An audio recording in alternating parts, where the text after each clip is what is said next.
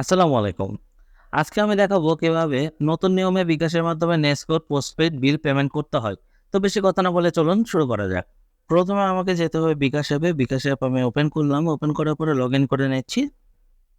Login করার পরে দেখুন পে বিল নামে একটা অপশন আছে। আমি এখন সেই অপশনে ক্লিক করছি। ক্লিক করার পরে এখানে দেখুন লেখা আছে বিদ্যুৎ। বিদ্যুতে ক্লিক করার পরে নিচে অনেক অপশন আছে। নেসকো পোস্টপেইড এটাতে আমি বিল দিব। এটা আমি সিলেক্ট করে নিলাম।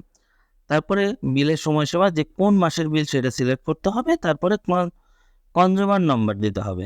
যেটা আপনারা স্ক্রিনে দেখতে পাচ্ছেন এই নাম্বারটা দেওয়া থাকে। এই নাম্বারটা সরাসরি আপনার এখানে দিতে হবে। আমি নাম্বারটা আগে কপি করে রেখেছিলাম। এখন আমি এই নাম্বারটা এখানে পেস্ট করে দিচ্ছি। এরপর নেক্সটে গেলাম। নেক্সটে যাওয়ার পরে দেখুন আমার নাম চলে আসলো। তারপরে বিল পরিশোধের শেষ দিন চলে আসলো। স্ট্যাটাসটা কি সেটা দেখালেন।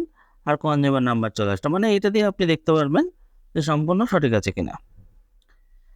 এরপরে আপনাকে পরের ধাপে যেতে হবে। আমি এখন পরের ধাপে যাচ্ছি। এখন আমি পরের ধাপে চলে যাব। পরের ধাপে যাচ্ছি। যাওয়ার পরে এখানে পিন নাম্বার দিতে হবে। আমি এই পিনটা দিয়ে নেক্সটে চলে যাব। এরপর ট্যাপ করে ধরে রাখলেই আপনার বিলটা পেমেন্ট হয়ে যাবে।